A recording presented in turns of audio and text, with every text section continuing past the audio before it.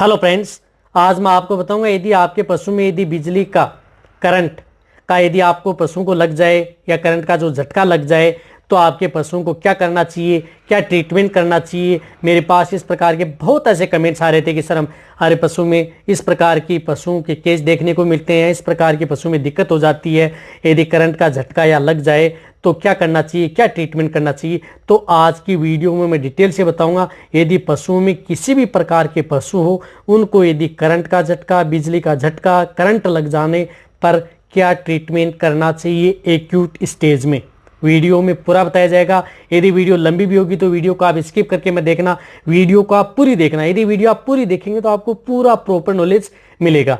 जो अभी भी इस चैनल पर जो नए आए हैं तो पहले आप इस चैनल को सब्सक्राइब जरूर कर लें, जो लाल वाला बटन आपको दिख रहा है उसको दबा लें, साथ में आप बेल आइकन को भी दबाएं और उसमें जो ऑल वाला ऑप्शन आता है उसको दबाएं, ताकि भविष्य में आने वाली हर प्रकार की वीडियो की नोटिफिकेशन आपको समय समय पर मिलती रहे।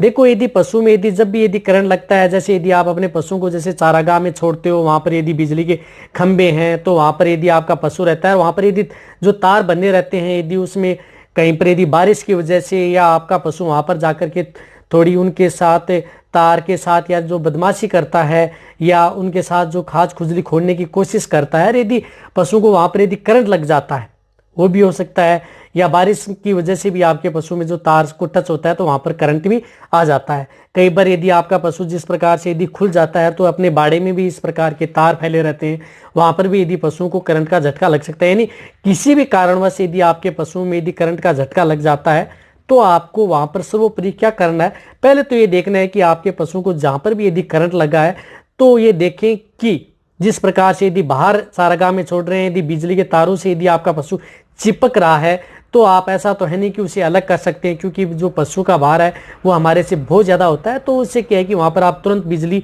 कटवाएं, और यदि बिजली के तार से यदि चिपक करके पशु यदि दूर गिर जाता है तो आप उसका ट्रीटमेंट भी कर सकते हैं। लेकिन सबसे पहले हर बार वहाँ पर देखें कि यदि पशु के पास कोई करंट या जो बिजली का तार नगा वहाँ पर उसको छू तो नहीं रहा है, सावधानी से वहाँ पर आपको जाना पड़ेगा। और यही इसी प्रकार यदि अपने घर पर भी इस प्रकार की दिक्कत हो जाती है तो सबसे पहले आप बिजली की तार या लाइन उसको काट देनी चाहिए, और फिर देखना चाहिए कि पशु के हर बार कोई इसी प्रकार का कोई करंट तो प्रवाह नहीं हो रहा है। फिर जाते ही आपको उस पशु की देखना चाहिए कि उसकी श्वसन हृदय की धड़कन या श्वसन चल रहा है या नहीं है। उसकी आंखों की जो पुतली हैं उनको देखना चाहिए कि उसके अंदर कितना आपके पशु में किस प्रकार का मूवमेंट वो कर रहा है। तो सबसे पहले वहां पर जाते ही क्या होता है कि पशु को गर्म करना होता है, उसकी बॉडी को गर्म करना होता है। जब भी यदि करंट का झटका लग जाता है, करंट के झटके से क्या है कि पशुओं को जो नर्वाइकल प्रॉब्लम हो जाती है, पैरालिसिस की भी शिकायत हो जाती है, सीधा प्रभाव आपके पशुओं की नर्वाइकल जो वेन होती है वहां पर ज़्यादा प्रभाव पड़ता है। तो ज़्यादा प्रभाव पड़ता है तो इसके लिए आपको वहाँ पर पशु की जो छाती है, यानी पशु के जो नीचे का जो हिस्सा है उसको अच्छी तरह से मालिश करनी चाहिए। जो पशुओं के पैर होते हैं उनकी अच्छी तरह से मालिश करनी चाहिए। यानी आपको मालिश करने का क्या करना है, आपको पानी गर्म कर लेना है, पानी गर्म करने के बाद में उसमें थोड़ा सरसों का तेल मिला लेना है। सरसों का तेल मिला करके आप अपने पशु की अच्छी तरह से मालिश करें, ताकि उस पशु की बॉडी के अंदर गर्मी पैदा हो। और जहाँ तक हो सकता है उस पशु को इस प्रकार का करें कि वहाँ का जो वातावरण इस तरह का रखें कि वहाँ पर गर्मी हो, ताकि आपके पशु में थोड़ी बहुत चहल पहल आए। तो सबसे पहले आप एक्यूट स्टेज में जाते ही उस पशु की मालिश करना स्टार्ट कर दें अच्छी तरह से, ताकि पशु का ब्लड का सर्कुलेशन है वो स्टार्ट हो जाए। यदि जैसे ब्लड का सर्कुलेशन स्टार्ट हो जाता है तो आपको फिर इंजेक्शन पर जाना है। ये तो आपको प्राथमिक उपचार करना ही करना है, मालिश करनी है, और फिर यदि आपके पास जो यदि नज़दीक पशु चिकित्सक है उनकी सलाह जरूर लेनी है। सलाह लेनी है तो आपको ये इंजेक्शन जरूर प्रयोग करने। इस तौर पर इंजेक्शन के तौर पर यह है कि जे भी यदि आपके पशु में दिक्कत हो जाती है तो ये जो डेक्सामेथासोन आता है, यानी सबसे पहले आपको इंजेक्शन लगाना है डेक्सामेथासोन, जो आईवी लगाना है सीधा इंट्रावेनस। इंट्रावेनस जो बड़े पशु हैं जिनका बॉडी वेट 300 केजी से ज़्यादा है तो 15 से 20 ml इंट्रावेनस जो जीवन रक्षक जो इंजेक्शन है, लाइफ सेविंग ड्रग्स डेक्सामेथासोन, उस पशु को लगा देना। यदि पशु प्रेग्नेंट है तो आपको नहीं लगाना है। इस बात का आपको जरूर ध्यान रखना है, पशु प्रेग्नेंट है तो न लगाएं। प्रेग्नेंट है तो आपको जो आइसोफ्लूइड आता है, ये इंजेक्शन आइसोफ्लूपेरिडोन, प्रेग्नेंट है तो ये इंजेक्शन उस पशु को लगा देना है।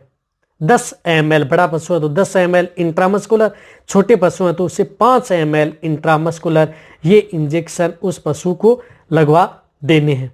और साथ ही साथ आपको उस पशु को क्या करना है कि इंजेक्शन कैल्शियम का यदि इंजेक्शन रखें तो कैल्शियम का इंजेक्शन जरूर दें, जिस प्रकार से कैल्शियमस्ट इंजेक्शन है कैल्शियम का इंजेक्शन।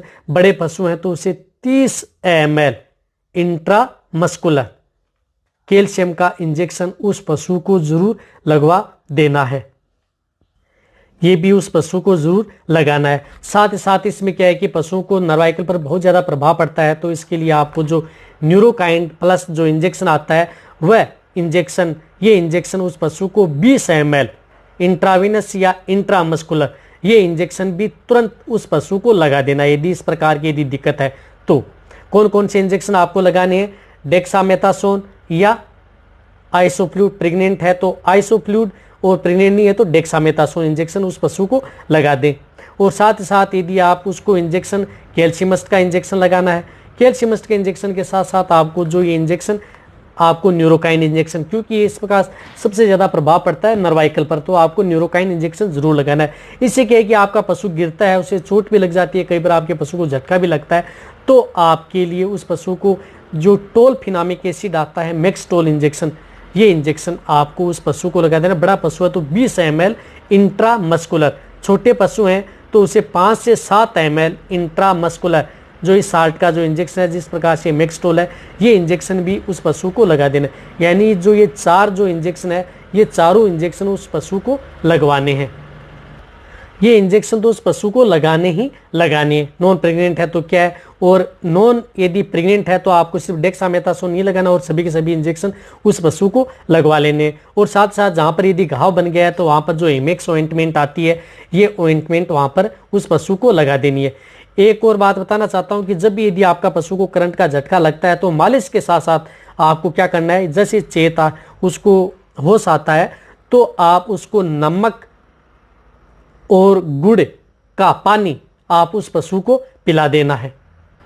यानी आपको नमक व गुड़ है वो घोल लेना है और पानी के अंदर घोल करके और उस पशु को पिला देना है जब भी यदि पशु होश में आता है तो।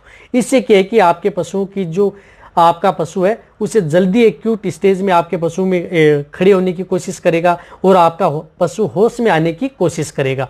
यदि आपके पास पशु चिकित्सक नहीं हो तो एक और बताना चाहता हूँ, अब उसकी फर्स्ट आपको मालिश करनी है।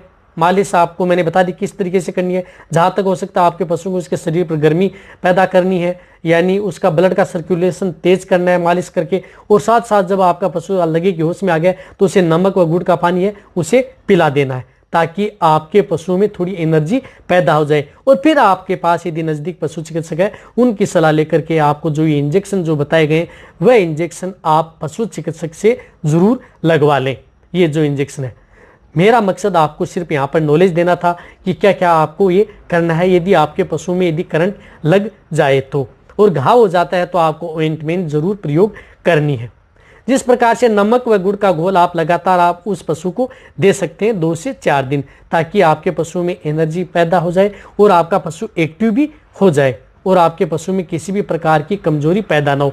और जो ये इंजेक्शन है वह इंजेक्शन भी आप सिर्फ टोलफेनामिक एसिड को छोड़ करके ये इंजेक्शन 1 दिन लगवाना है। और जो इंजेक्शन है जिस प्रकार से न्यूरोकाइंड है, कैल्शियम इंजेक्शन है और जो इंजेक्शन है वह इंजेक्शन आप उस पशु को लगातार 2 से 3 दिन उस पशु को लगवा सकते हैं।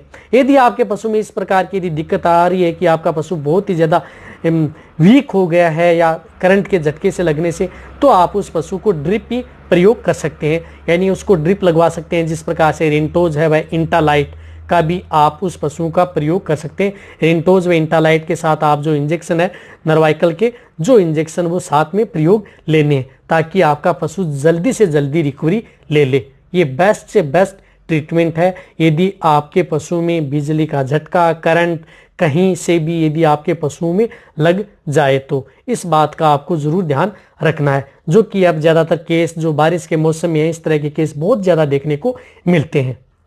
यदि आपको मेरी ये वीडियो यदि आपके पशु में बिजली का करंट या तार या झटका लग जाए तो अच्छी लगी है तो नीचे जाके आप कमेंट में लिखें। मेरी वीडियो को आप अपने दोस्तों के साथ, पशुपालकों के साथ और मेरे जितने वेटरनरी असिस्टेंट हैं उनके साथ आप इस वीडियो को जितना हो सके और उतना हो सके शेयर करें।